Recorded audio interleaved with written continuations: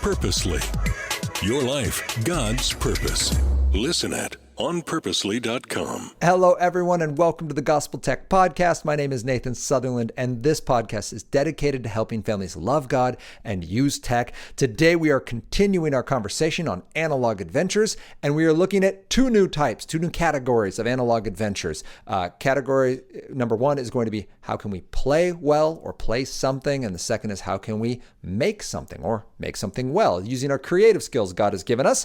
The point of this conversation is to look at analog adventures, our non-digital fun, and how we can train ourselves, model for our kids, and even raise our kids into a way of enjoying real life at the pace of real life, enjoying the skills and abilities God has given them, so that our children, yes, know the wonder of the amazingly well-designed digital outlets they have, their shows, their games, the different tablets and devices they have access to, and they know how to make their own fun. They know how to engage others. And as we'll see today, specifically board games is the type of game we're going to talk about. We'll talk about sports next week. But the type of game we're going to talk about is an organized, well-designed game that our children can learn from and engage with. And then how can they actually be creative and make their own? So that's the goal of today's conversation. To the end of today, you are going to know both some reasons why it's valuable to do, and you could begin immediately in implementing some of this in your own family. So with no further ado, let's get this conversation started. Welcome to the Gospel Tech Podcast, a resource for parents who feel overwhelmed and outpaced as they raise healthy youth in a tech world. As an educator, parent, and tech user, I want to equip parents with the tools, resources, and confidence they need to raise kids who love God and use tech.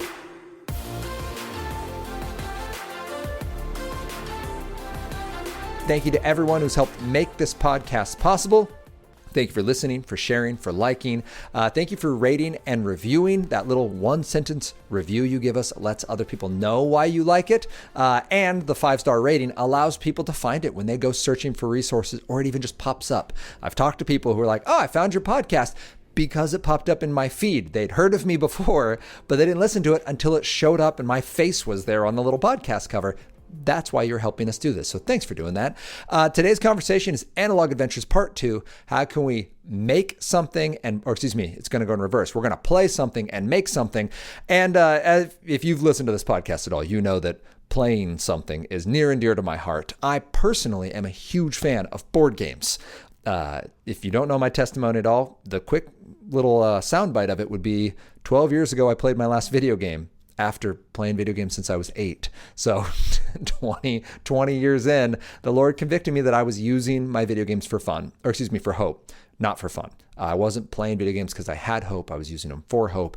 And I had to set them aside because the Lord asked me to trust him. It's been beautiful, and board games are something I've been able to pick up. Not every board game. There are certainly board games that tickle an unhealthy part of my, I would say, intense personality that has a hard time walking away from things. But a vast majority of board games can be awesome. So let's dive in. Two things: play something, make something. Let's talk about play something. Why board games? I've got 5 reasons based on research. First, it improves frustration tolerance. This is coming from Regine Galanti, PhD with Scholastic. Frustration tolerance, you lose in board games. You learn how to handle frustration because they're not made for everyone to win all the time. Many times you lose. There are games that are intended to be difficult, and that's beautiful. So that's the first reason. Second is teach social skills and pro-social behavior. This is coming out of Mumford from 2005. Pro-social behavior, you learn how to take turns.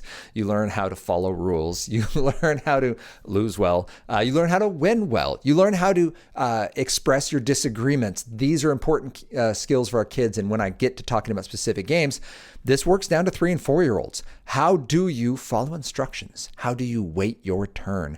How do you get the disappointment when someone gets that card you really wanted or that thing you wanted, and now you have to delay your gratification because it's not yours right now, and you don't just get to throw a tantrum. Like, these are real world skills that aren't built in every form of entertainment. Board games do have them there still. They develop basic math skills. Romani and Siegler, 2008, and again, Schultz et al. In 2008. Basic math is a part of almost all games. Again, down to 3 and 4, they're going to be including some general ideas of counting and quantities and greater than, less than. Engage critical thinking and develop interpersonal skills. Herrnstein et al., 1986, and Fall in the Seattle Times as well. This idea that you have to both deal with the other people interpersonal skills now, looking at the face. We're going to be forced into some decisions, and that ability to begin thinking critically about what's my best choice and how do I know is a wonderful way to practice in a safe space like a board game. Maintain cognitive function as we age. Yes, this is important. This is a 2020 study by Altschul and Deary. You do need something a little bit more difficult than maybe just a Sudoku on your own. This is how do we engage relationally? How do we build interpersonal time and space with eye contact and real voices and physical contact around a single point? I am a big fan of board games. So question first comes is how do we pick the right board game? I'm going to break it down into 3 parts because you can do this. By the end of this podcast, you'll be able to pick board games if you know nothing about them. You need to keep in mind that board games are like food. First thing you need to know about board games, you need to be willing, much like food, to take a no thank you bite. You need to try new things. So you're going to go out there and you're going to try a game that may not be your cup of tea, but you're just going to give it a shot. Maybe go to your local board game shop. Maybe try a game that a friend has. You don't have to buy every single game because you're not going to play them dozens of times. It's a great idea to just go try it. Here in Washington State, in Western Washington, there's multiple great board game shops. There's one in Queen Anne, specifically in Seattle area. If you're there, I believe that's called Blue Highway Games. In Enumclaw, there's the Cole Street Gaming Vault. It's built in an old bank. It's beautiful. By the way, Cole Street and Blue Highway, well worth just a trip to the area.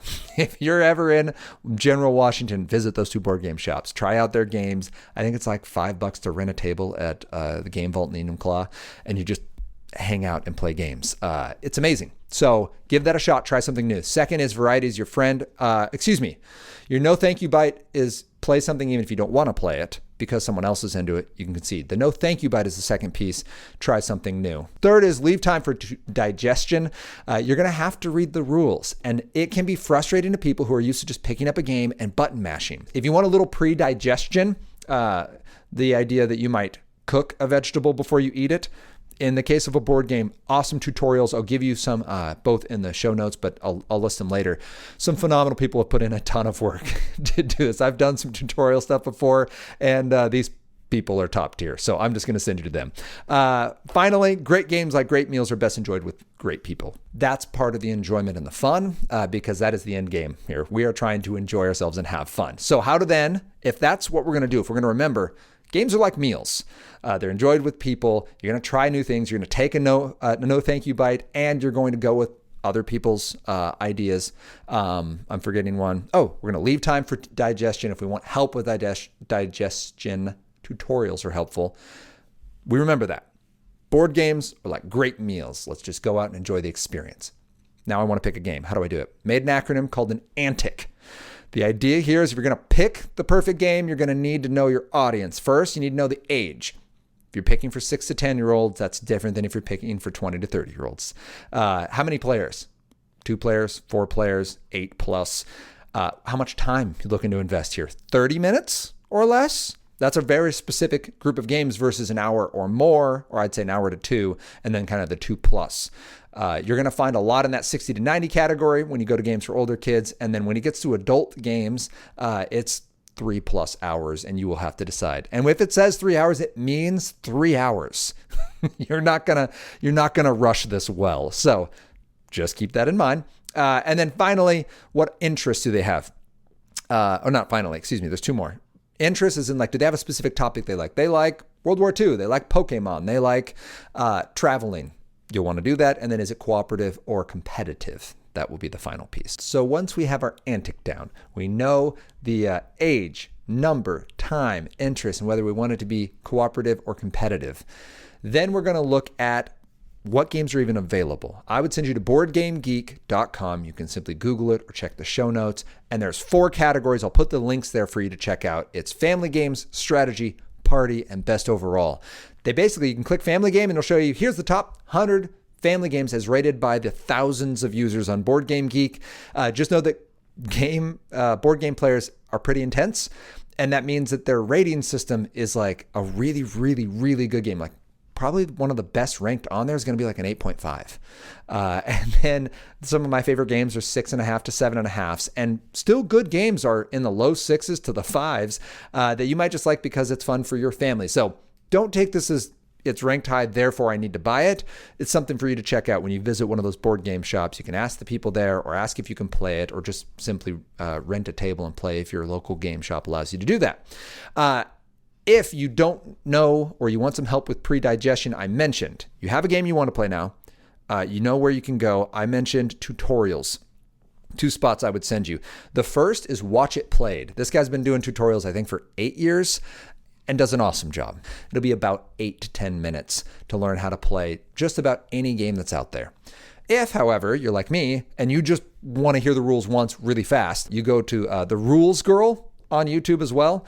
And this is 3 to 4 minutes. And she also, good visuals, but the rules come really fast. And it just gets you through it once, so you kind of know. It's like the Cliff Notes, but she doesn't cut any corners. She gives you all the rules, but she doesn't belabor the point. She doesn't repeat anything. It's just going to come through one time really fast, and it's great. So I included links for Watch It Played, I did Wingspan, and for The Rules Girl, I did Codenames as examples of why their tutorials are really top-notch and they deserve all your subscriptions and views and friends knowing about it. So now we know why board games. We know that it's like a good meal and how we're going to kind of set our mind on doing this deliberately. It doesn't have to be every night. It doesn't have to be for 6 hours at a time. You don't have to play Risk or Scythe or any other game, Twilight Imperium, that might take days of your life away. Instead, you're going to pick a game that fits your family's antics, and you're going to use helpful, trusted resources, both the tutorial side and something like Board Game Geek to look up great games. All right. So now if I were to just pick a single game from each age, kind of major age group to play, I broke these down for myself based on the age of my kiddos and kind of the middle schoolers that I was using games for in Board Game Club. Here's what I would say. If you had a single game to play for a 3 to 4 year old, play Animal to Animal by Haba, H-A-B-A. It's basically Jenga with little wooden animals.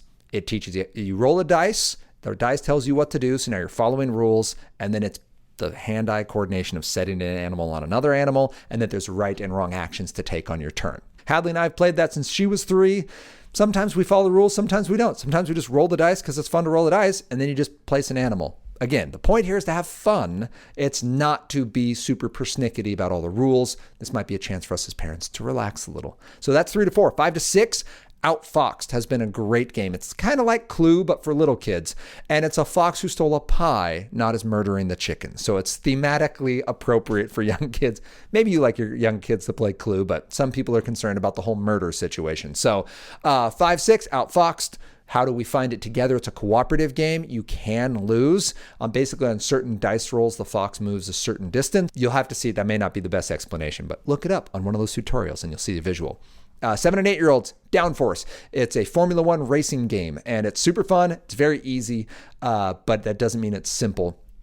It has some complexity to it. I've played it with 5 and 6 year olds. I've played it all the way up to college students and my nieces and nephews, as well as my adult friends. Actually my last birthday. I got together with a bunch of my former college buddies and we played into the wee hours of the morning. And I think there were 3 full rounds of Downforce. I will say there's a, shall we say, guessing component to this. There's 3 different spots on the racetrack as you go that you're going to guess who will win. It might say the word bet, but it's a guess. You're taking an educated guess. Again, critical thinking. Just make sure you know that's there and you can have the conversation with your kids. I literally call it guessing with my kids. I say, we're not going to be betting, but we're going to take a educated guess based on the cards you got and where people are. Who do you think is going to win? That's how we handle that. You can do it as you'd like. 9 to 10 year olds, Dice Throne is basically combat Yahtzee. The initial set I would encourage you to get is the Cowboy vs. Samurai. Because who doesn't want to? It's like that Discovery Channel, I think it was, or History Channel, where they would do like the warrior versus warrior thing. So it's that, but it's just Yahtzee. You roll your 5 dice and you get special abilities and you fight one another. It is combat, so know that. And there are some mystical elements if you go into the other characters. There's what would effectively be a Buddhist monk. There's a paladin. There's some scarier characters. There's like a vampire person, not a set that we use, but just know that it's out there. If you're more comfortable with the Marvel Universe, same rule set, but you can play as Thor. So if that's interesting to you, check that out. But it is highly engaging, a lot of fun, a lot of probability work. If you're homeschool math folks, you can get into some deep weeds on that depending on that's the other thing. Complexity can vary. And they'll show you on the box if this is like a 1 out of 6 or a 6 out of 6 on how complex the character is. And I want to say the samurai and the gunslinger or the cowboy are 2 and 3 out of 6. So ages 11 to 12, the games I pick, or the game I pick is Dixit. It's basically apples to apples with pictures. There's a single word or phrase. I might say hero, and then everyone lays down a card they believe best represents hero, but everyone's trying to guess which card is mine out of the stack. And if some people guess it, but not everyone, I get points. Very difficult and frustrating and super funny. So check it out. And then 13 plus. If I had to pick a single game for you to play at your home with a 13 plus, it would be Wingspan. And I say that because there's a lot of great games and I just want to list 12 of them. But Wingspan is beautiful artwork, super fun facts. There's actually a book out on the Wingspan artwork with more details on all the birds. But basically you're building an aviary. You're building homes for wild birds, and there's forests and there's kind of grasslands, and then there's marsh and water.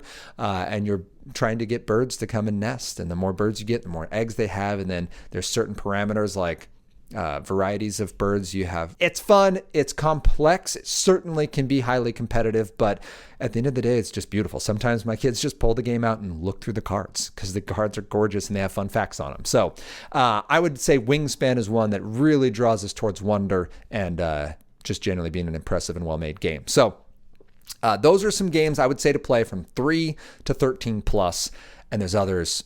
I would nerd out on this in a long time, but that's board games. Check them out and play them with your kids. Pick one day a week, an evening a week. Pick 30 minutes that you're going to play a game. Do it with your kids or just encourage them to play on your own when we do those quiet times, to find those times when you're just going to unplug for a little bit. And hey, we're going to do something independent. So then we're going to go to make something. We've played something. Let's talk about making something. I want to focus specifically on the physical creative act of art with drawing, painting, and coloring. So for drawing, Art Hub Kids on YouTube. Use, please, an ad blocker or buy the premium version of YouTube if you're going to be sending your kids on there, because ads will pop up and we're not in control of what those are. So find a way to protect your children in that. And when they go on there, you can do this with them. But Art Hub Kids, it has free resources. There is a premium version, but there's free resources. You can buy them thematically. There's jack-o'-lanterns that you draw a color, fold, and then when you pull it open, the jack-o'-lantern's mouth opens. There's intensity that allow for 5 and 6-year-olds to do it, but also for 15 and 16-year-olds to still find something challenging and interesting. Art Hub Kids is awesome for drawing lessons and teaching you, actually like showing you and then teaching you how to actually learn how to shade and how to create depth and how to make just fun images. So for someone who's not an artist, it's been a lifesaver. Painting, certainly painting with watercolor and using tutorials like I talked about with Art Hub Kids, but also painting with one thing we found is a lot of fun is finding a game that has little miniatures and you spray paint them with a primer. I don't do anything fancy. You get a gray primer from Lowe's or Home Depot. It's like $8 for a can, I think, and it lasts for hundreds of these things. And we then paint the game pieces of a board game that we enjoy. So this might be Mice and Mystics. This might be, what's the game they've been doing? Oh, Battletech, little robots that they really enjoy painting. And Hadley does these. She just gets purple out. We have a bunch of purple little mechs now that we use. But whatever the board game is, if it has miniatures, you can prime that thing and you can paint it. Imperial Assault is a Star Wars game that we've got. You can prime those and paint them. And they can be as accurate as you want. And there's a skill in that. Or you can just paint them because it's fun to paint. So whether you're painting scenery and happy little clouds or miniatures in a game, go ahead and jump in. There's no wrong way to do it. I will say we use Vallejo paints if you need a paint company. That's Vallejo. And they do a great job of creating a really easy paint dispenser. There are some paints that are like, why is this so punitive that I'm trying to use your product? And just know you can put them on a paper plate. You can add 1 drop of water to make it a little more fluid. The viscosity matters, and there are some great tutorials on YouTube on how to paint well if you're interested. Finally, coloring. Pencil lessons, like how do we make shapes? How do we make designs? How do we shade in different ways? Anna, who's the artist of our family, actually found a great one for the kids called Creative Form Drawing by Angela Lord. Does basically like this lesson, we're going to just practice this particular skill, and the kids love it. So if you're interested, again, it's creative form drawing by Angela Lord is the actual pencil lesson. So that's 3 ways. We can draw, we can paint, we can draw, we can paint, we can color. And in this case, you can color in the lines. You can color with a workbook. Hadley just got her first workbook for following lines and making letters, and she's in pre-K. We're like, yeah, let's start this process. That absolutely counts. Then you can build. Build with Legos, either with instructions or without. Build with Duplos if your kid is too young for Legos and it's not safe and they keep putting them in their mouth. Duplos are just bigger. Build with Magna-Tiles. They're expensive. There are off-brands, but I know that in the last 4 years we've had Magna-Tiles. We did 3 Christmases in a row that we asked for a set of Magna-Tiles. We just put them in a giant bin. We found, I think, at Target for $12. We found a giant bin that we just dump them into. Sometimes it's in a closet while the kids are playing with Duplos, and the Duplos go in the closet and we bust out the Magna-Tiles. 9, 7, and 4 is the age of our kids, and they still enjoy both. And we've exactly broken 1 Magna-Tile in the last 4 years. And it just broke, and Hadley definitely just 2-foot jumped onto it while it was stacked on other things. So if you choose to invest in that, they're not cheap, the actual brand Magna-Tiles. But so far they've been intensely durable. So check it out if you want. You don't need to get any of the fancy ones that are like in the shape of forests and have special textures. But the reason they're cool is kids can free build structures. And then when they build with them, they can create stories with them, which is our next piece. But other things you can build with is just straight up blocks. If you have scrap wood around, there's a great project in sanding that and chopping that and making basically giant Jenga building blocks. You can buy custom blocks for that, but having blocks of some variety that lets your kids just go build and stack. And Snap Circuits would be the last thing I would add. Snap Circuits is a brand of basically building little electronic circuits. They're very simple sometimes. For $25, you can buy a set that has 10 examples you can build for building a circuit. How do you complete a circuit? What are the rules of that? And then they get more intense as they go. I mentioned telling stories, and that's where I'll take this next one, is you've built something, and that's great. The building process is fun. The way the kids build with Magna-Tiles or Duplos when they're free building or with Legos. One of my nephews is incredibly gifted. Actually, several of my nephews are incredibly gifted with just free building Legos. Super cool.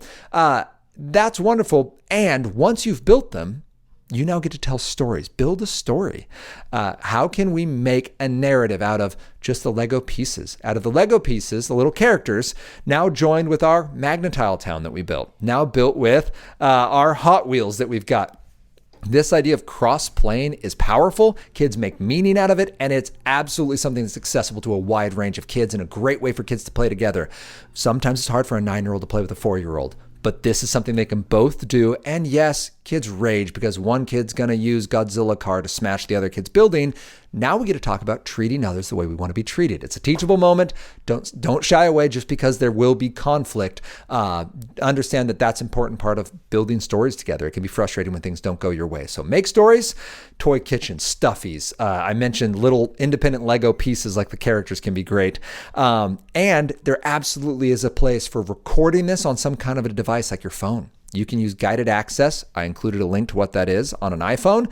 Guided access locks your kid into an app. It means they can now record on your phone and not get into the rest of your interwebs. They can then use that. You can upload that to a computer and they can use editing software to make a film. Maybe it's stop animation. Maybe it's just a film that they've made with all of their lovely things, like certain family members that I'm related to grew up pretending to be news anchors, or like my own family with my 4 sisters. I have a lot of documented recordings of skits we put on, and typically I'm wearing angel wings of some variety. So heads up, that stuff is out. That stuff is out there. But make a story. Yes, you can absolutely write it. I mentioned that at the beginning.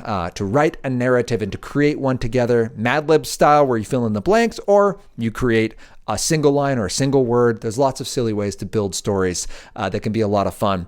And finally, I would say bake and cook. When we make something, we can make something we can eat. This time of year, amazing options. It can be as simple as buy some apples, make sauce. Applesauce is so simple. You don't actually have to add anything. You can sweeten it with a little bit of sugar. You can add some cinnamon, but all you really got to do is peel it, and not even everyone peels them. If you want a peeler, you can go on, get a Johnny Appleseed peeler from Amazon. It's $30 right now. Do it. It's a great gift for someone this Christmas. It literally just has a suction cup, sucks onto your table, and you just grind the apple through it, and it cores it, peels it, slices it. You can use that to make apple pies. That's another go-to this time of year. Sure, you can do pumpkin pies and other things, but the apple pie we've been making right now, and yes, right now, meaning we have made multiple of this thing. I think Anna's made like 4 apple pies since the beginning of September. Thank you, Tara, by the way. My sister has hooked us up with a massive box of apples from Eastern Washington. So thanks for that. But America's Test Kitchen has a book called The Perfect Pie. I got it for Christmas a couple years ago. Do it. Get it for someone for Christmas and make pies part of your just family rhythm that once a month you're going to bake a pie, or once a week, or every other day. I don't know how often, but they do take some work. It has to be deliberate. It's hard to bake a pie fast. It's a great opportunity to make something, enjoy it together, and have it be a process and a journey. And then finally, so you can bake, and I would say make something like applesauce, make something like an apple pie or a pumpkin pie or any other of the 100 pies from that book. And by the way, the book has all sorts of little cheat codes on how to make your pie crust flaky and delicious and how to make the insides. We make the Dutch apple pie, where you soak the apples first to like help them get all amazing and delicious. And we make a dairy-free version. We just adapt it, but you can do however you want. They actually tell you to put it in ice cream, and you just let the ice cream like soak in for a couple hours. Nom, nom, nom. But I digress. Radish is a subscription program, basically, where you can pay monthly to have them send you recipes for cooking and baking. We've used this, and we don't use it every single month, but you can get it for basically $30. You get a one-off. It can be thematic, like we want this for, Halloween themed or Thanksgiving themed or ready for Christmas. You can choose just desserts and breakfast stuff, or you can choose all the meals. And it basically comes with some cool little tools. It'll come with an apron, comes with like a special whisk that's kid-sized, and then usually 3 meals that they can make. And the meal will include like, here's the appetizer, here's the core thing, here's the dessert for this meal. Worth taking a shot if you have a budget for that, or if you plan it into your budget. Hey, each month we're going to spend $30 on the kids. 1 month we're going to buy a game. 1 month we're going to buy a subscription like a Radish thing. 1 month we're going to do something else, some kind of fun activity. That's one way to do it. Certainly budget in and make sure you've got the time and the space and the priority to participate in these. But know that these are great ways to engage in making things, because at the end of the day, reading instructions and doing fractions with measurements is valuable, or measuring by grams if you're into that. Also valuable. Building and creating story and being collaborative is valuable. And understanding how to take our internal inspirations and make art with them is an important part of how we're made. We are designed to create, and we're given a purpose, but in that purpose, we're allowed to celebrate God and God's designs. I personally believe this is an act of worship. When we create well, when we do it because it's an extension of what God's put in us, and we're not doing it simply for self-satisfaction and glorification, we're doing it because we can do it. Not because we want to make money, but because it brings joy, and in experiencing that joy, it's something God's given us to enjoy. We glorify God. And I don't want to oversimplify worship to just, as long as you're out enjoying yourself, you're giving God glory. But there are ways we can do this deliberately, and we can point it out to our kids. That son or daughter, like, God gave you this gift, and that's beautiful. Did you enjoy that? When you enjoy that, and you're thanking God for the ability to enjoy this thing, you're glorifying God because it's something He gave you to enjoy, because He's a good Father and He's giving you a good gift. Like, let's tell our kids that. Let's help them make things on purpose because it's beautiful. So what can we do for Analog Adventures in this next week? We can play something and we can make something. Just pick one. We talked about so much, but pick a game to play. It can be Uno. It can be any game you want. You can remember that it's like a meal, include people, check out your antic, what's a good fit for your audience, and go to something like Board Game Geek and look at it, and then make something.